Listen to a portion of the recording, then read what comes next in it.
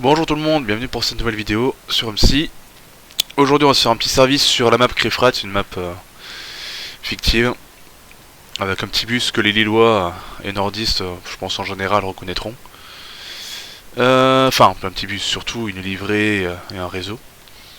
Alors bon, me posez pas la question comment ça se fait qu'un bus lillois se soit retrouvé sur un réseau allemand. Mais bon, on va dire que le roleplay, on va dire que c'est un véhicule. Qu'est-ce qu'on pourrait sortir de crédible? Parce que bon, les Citylis 10, ils ont encore quelques années devant eux pour rouler. Enfin, à Lille en tout cas. Tac. Donc je ne sais pas, est-ce que ça serait un véhicule de prêt, est-ce que... Sachant qu'en plus là ce sont des véhicules du coup à Lille qui sont vraiment maintenant destinés principalement à de la ligne circulaire, je crois, si j'ai pas de bêtises. Enfin, avant ils roulaient sur la ligne un petit peu classique, mais je crois que maintenant ils sont vraiment destinés au centre-ville. Donc bon, en même temps c'est des minibus faits exprès pour ça, ils sont tout petits, ça fait 10 mètres de long.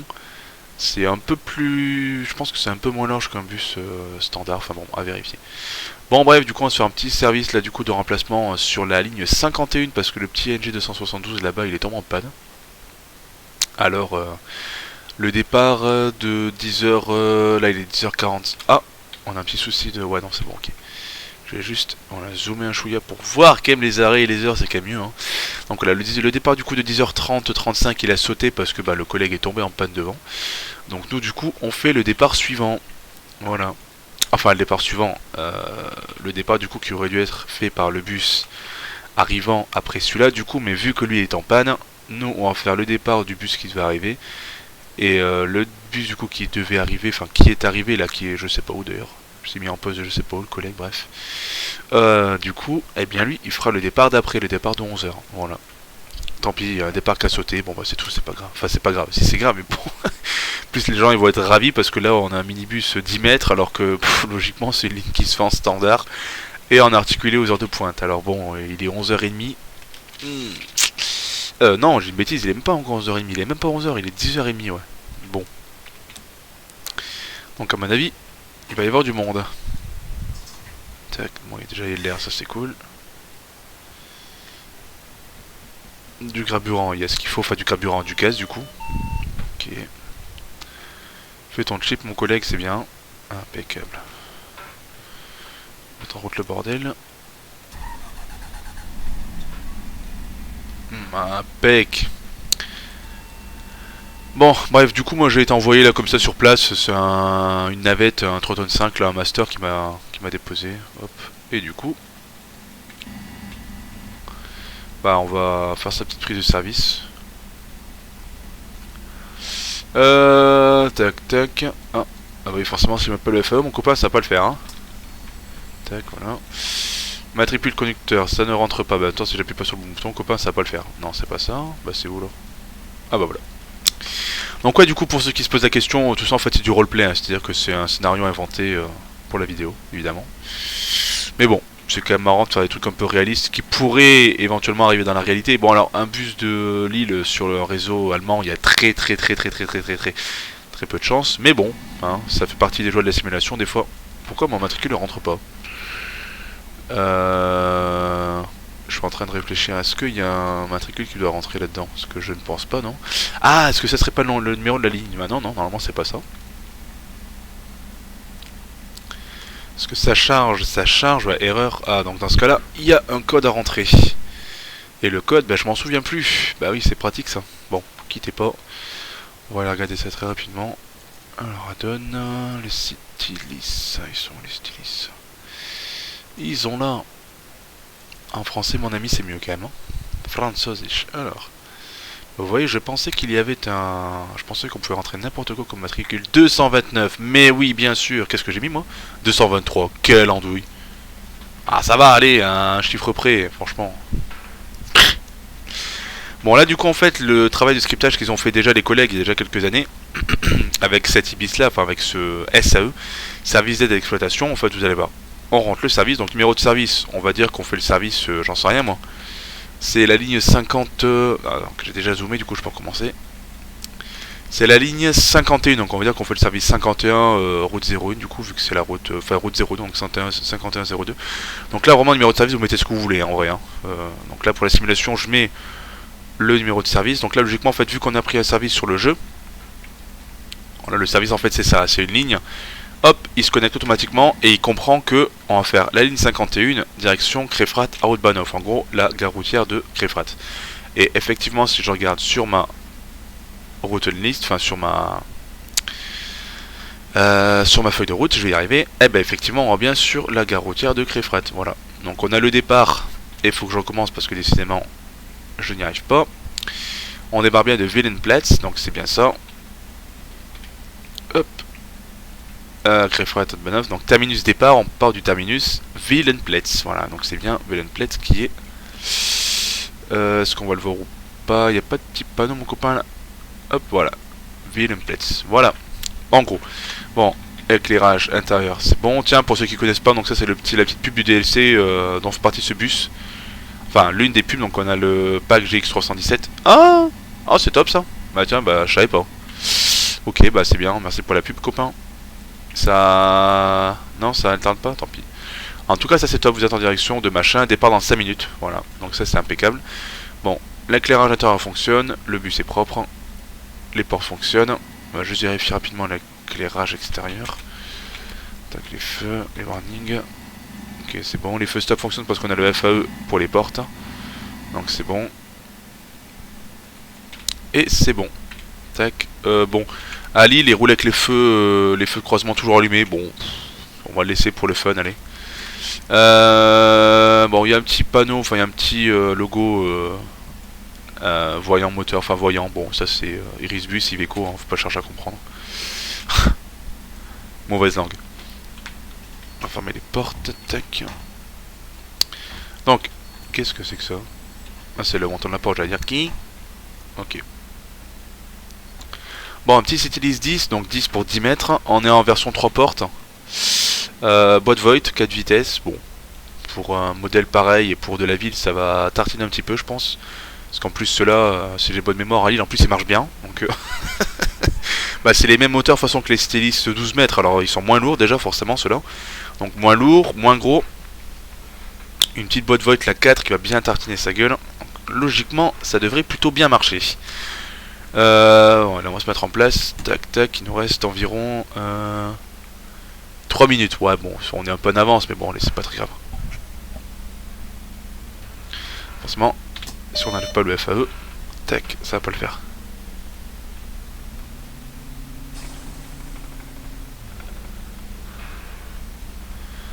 Par contre, la direction, elle est waouh, elle est vachement incisive. Putain, ça part direct. En même temps, vous allez me dire, vu la longueur du bordel, ouais, effectivement, ouais. Puis ce qui est marrant avec ces bus-là, en fait, c'est que ça fait ça. C'est un peu... Enfin bon, bref, ça bouge dans tous les sens, quoi. En tout cas, je vous laisse avec la vidéo. Je vais pas faire une vidéo commentaire, enfin, je vais pas faire une vidéo avec le commentaire tout le long. J'ai pas grand-chose à raconter. Voilà, en tout cas, profitez bien. Du coup, on se retrouve à la fin. Allez, bon visionnage.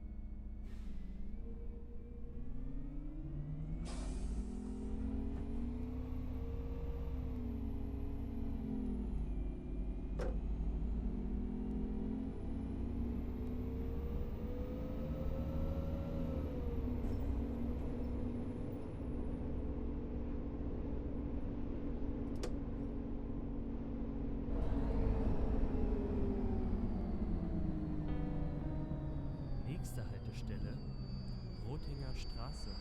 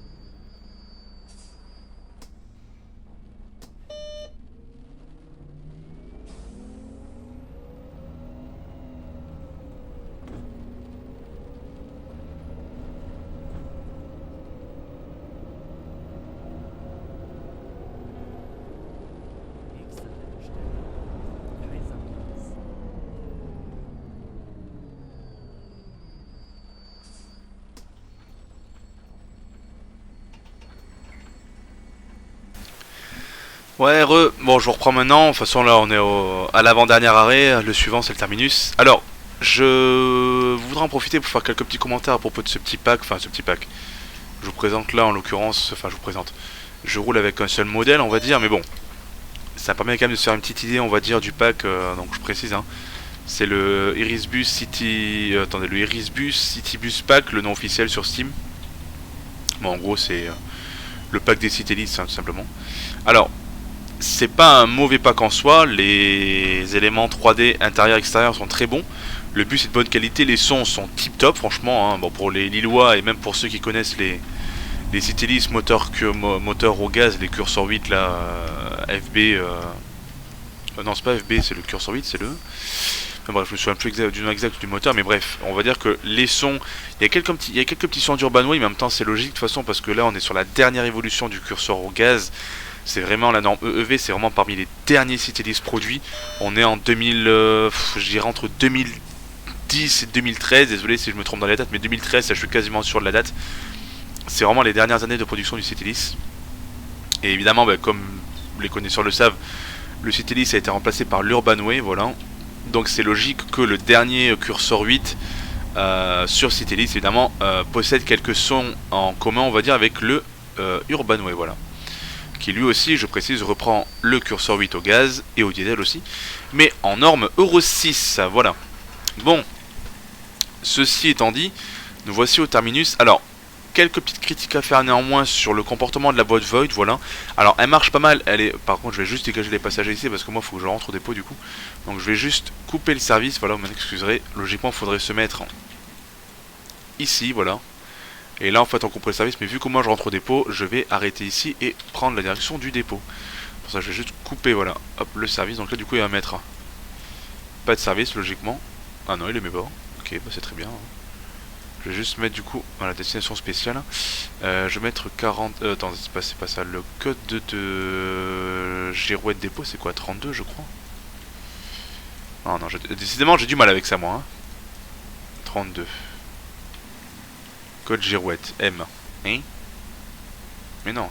Ah oui, attendez, destination spéciale. Ah non, pourtant c'est ça. Ah, mais oui, Calan, ça marche comme ça, d'accord, ok, pardon. Donc 00, route 0, hop, 0, 32. Voilà. C'est bon là ou pas? On va mettre 50 ans à programmer les girouettes. Alors, a priori, c'est pas ça. Si je mets... Donc là, normalement, c'est la ligne. Là, c'est la route. Et là, c'est le code girouette. Donc si je mets 0, logiquement, il est censé mettre 0. Donc afficheur nul, non, ça marche pas. Fin de service, on va mettre fin de service, on va recommencer, c'est pas très grave. Ah mais si, c'était bien en bas. Oh quel âne.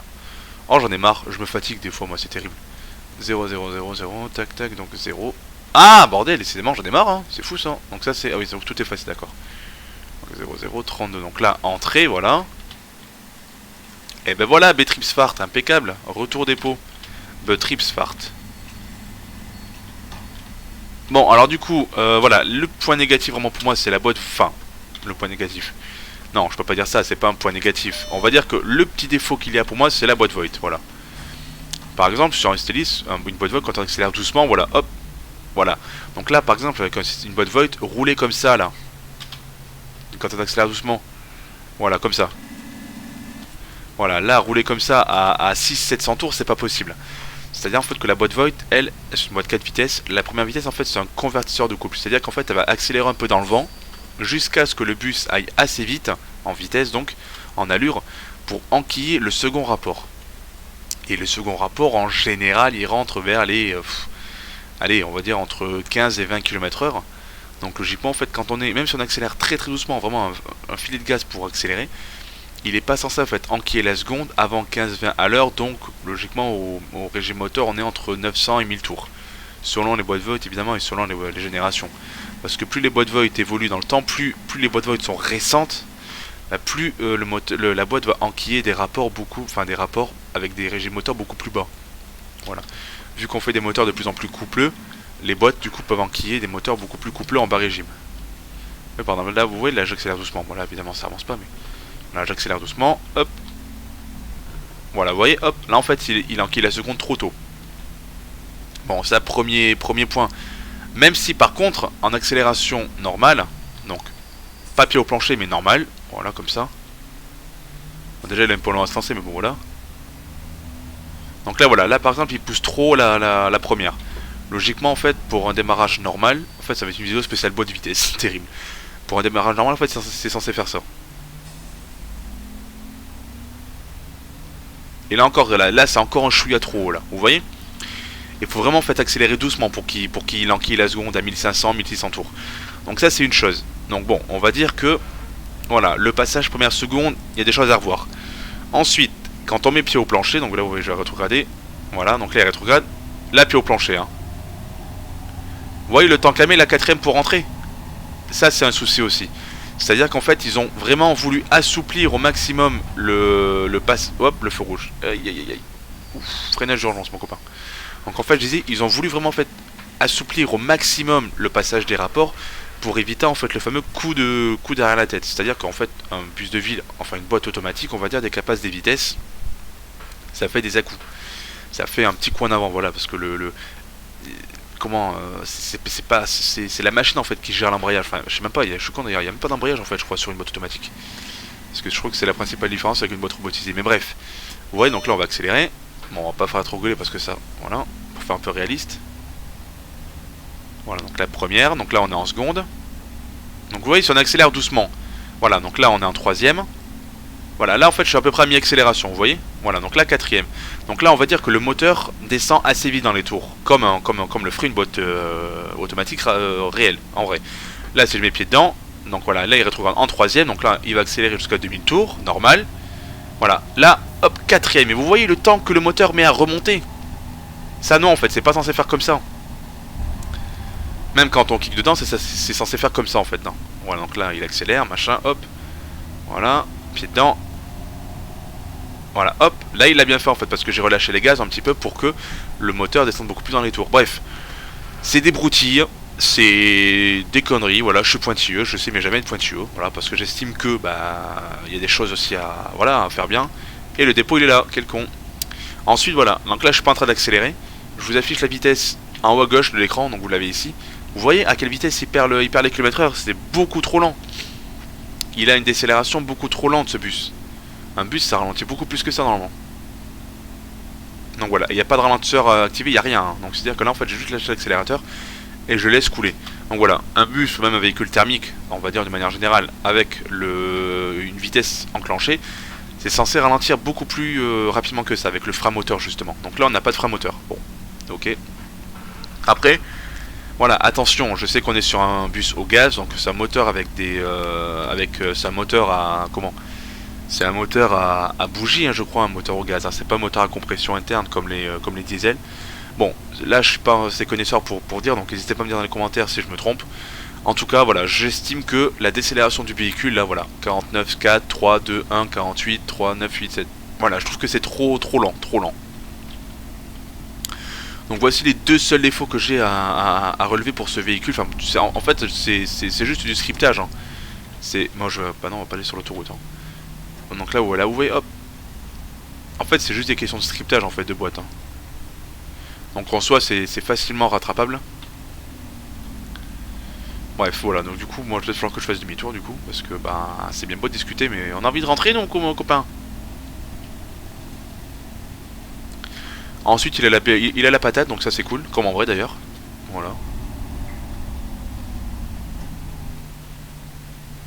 Enfin, demi-tour là, on va pas se casser les pieds. Hop. Alors ce que je vais faire normalement on le fait pas, mais là vu que bon on est en 10 mètres et que bah du coup chute, on va le faire. Voilà, ensuite du coup les points positifs c'est tout ce qui est 3D extérieur, vous voyez. Les grilles de ventilation sont franchement très jolies, sont bien dessinées. Ça franchement c'est sublime, enfin je veux dire c'est magnifique quoi.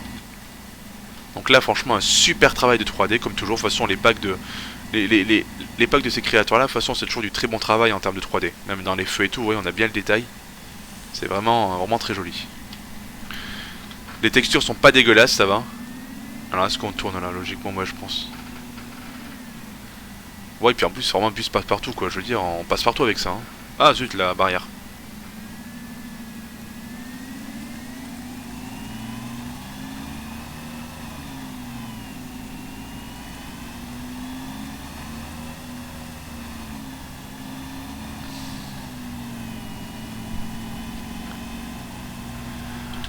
Quoi qu'il en soit, en tout cas, c'est un bus de bonne qualité, plaisant à rouler. Alors, il est juste, voilà, quelques petits défauts que j'ai relevés, mais sinon, voilà, il est assez agréable, il est très agile, vous voyez, la direction est super sensible.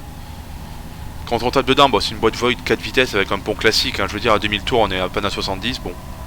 C'est pas un bus fait pour faire l'interurbain, quoi. À 80, on a 2200 tours, on va tout éclater, là, si on continue comme ça. Hein. Vous voyez? Donc voilà, bon, c'est... C'est pas des bus, c'est pour ça, quoi. Là, t'es à 50, t'as 1400 tours, bon, encore, 5400 tours, c'est un peu trop élevé, mais bon. Un bus de ville, il roule rarement à 50, de toute façon. Hein. Il roule plutôt dans les 30-40 en vitesse commerciale, en vitesse de moyenne. Voilà. En tout cas, bah, j'espère que la vidéo vous aura plu. N'hésitez pas du coup à dire ce que vous en pensez. Alors désolé, il y a eu quelques petits lags. J'ai mis le climat, enfin le temps, le climat réaliste pour Lille. Donc en prenant les données de l'aéroport de l'Équin, LFQQ, pour le code OACI. Pour les connaisseurs. Et du coup, en fait, voilà, d'après la tour de contrôle, enfin d'après le réseau de l'aéronautique, du coup, du climat, on est sur un temps pluvieux à Lille. Et en passant la tête par la fenêtre, je ne peux pas vraiment le contredire, il fait un temps gris. Bon, après, est-ce qu'il pleut, j'en sais rien, j'ai le casque sur la tête et je vois pas s'il y a des gouttes, mais quoi qu'il en soit, on n'a pas un grand soleil, ça c'est sûr. Mais bon, c'est l'automne, c'est normal. Enfin, je pense. Je veux de la neige. Moi, je veux de la neige, je veux du gel, j'en ai marre du... Là, rendez-vous compte, hier, quand je suis rentré du travail, moi, j'avais quoi? J'avais 8 degrés, je crois. Oh là là. Après, voilà, oui, réchauffement climatique, oui, ceci, cela, mais bon...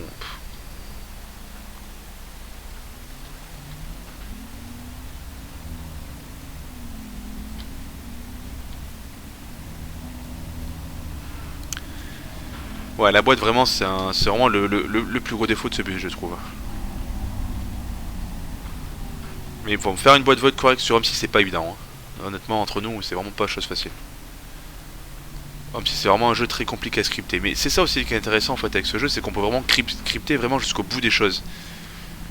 C'est-à-dire que si vraiment on se prend la tête et tout, on peut vraiment reproduire très fidèlement le comportement d'un véhicule. Et c'est vraiment ça en fait que j'aime dans ce jeu. Bon allez, on va quand même faire les choses correctement, on va aller le parquer bien comme il faut le petit là. Donc quoique vu que c'est une vidéo, on va dire vu que c'est un bus de remplacement, on peut dire qu'il est en stockage à l'atelier. Là on a un petit NL 202 là qui est réformé. Des bons bus ça aussi ça. Mais bon, c'est vieux. Hop, ensuite à côté du SL200 là. Ça aussi c'est des bus statiques sur M6, c'est des très vieilleries, hein, très grosses vieilleries. Hop. Avec les bugs j'ai pas envie de taper le...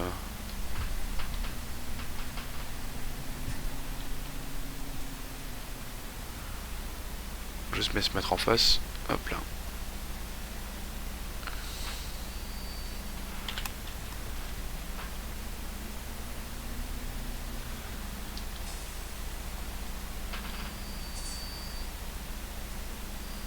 Voilà. Frein de parc. Neutre. Tac, on va couper les essuie-glaces. Ah, raté. Hop, c'est bon là? A priori oui.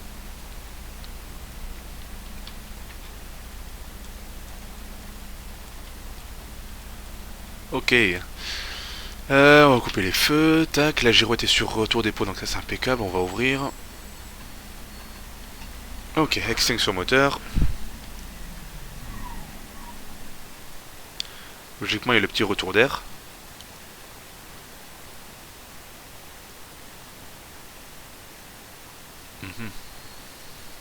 Alors, a priori, non. Bon. Habituellement, ils font un petit... Mais là, ils le font pas. D'accord, donc éclairage intérieur coupé. Contact. Coupé. Bon, bah écoutez, voilà. J'espère que la vidéo vous aura plu. C'est pas trop long, il fait combien? 45 minutes déjà. Oh là là, qu'est-ce que je peux parler, moi, sérieux, c'est terrible. Bon, bref, du coup c'est terminé. Ah, on n'a pas le bruit. Bah alors, c'est quoi ce scandale? Vous avez vu ça? On a le bruit à l'intérieur, mais pas à l'extérieur. C'est marrant ça. Ah, OMSI et c'est... Enfin, c'est pas un petit bug, mais même là, vous voyez sur la grille de l'échappement, franchement, c'est terrible, hein, le détail qu'il y a eu. Hein. C'est vraiment impressionnant. Moi, j'aime bien, c'est vraiment des détails comme ça, en fait, qui me font kiffer sur un véhicule. Même là, vous voyez vraiment sur la la partie arrière, vraiment le capot moteur et tout, c'est vraiment super bien fait. Hein. Non, la 3D, franchement, il n'y a rien à dire. Ils font de la très très bonne 3D. C'est un régal. Après, bon, on peut critiquer comme on veut, mais bon, je pense il faut être juste dans la vie. On peut critiquer comme on veut, mais après, il faut dire les choses bien aussi, quoi. Parce que si c'est pour critiquer, pour le plaisir de critiquer, il n'y a pas de. Bah, il n'y a aucune valeur, quoi. Bon, allez, à la prochaine vidéo, hein. Bisous, bisous.